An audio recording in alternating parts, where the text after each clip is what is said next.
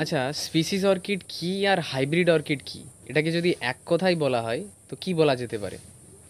Species orchid আমাদের নেচারেতে জন্মায়, বনে জঙ্গলে। স্পিসিস অর্কিড যে কোনো গাছের উপরে, পাথরের, যে পাথর থাকে পাথরের গায়ে স্পিসিস অর্কিড জন্মে থাকে, আমাদের নেচারে ওটা জন্মায়।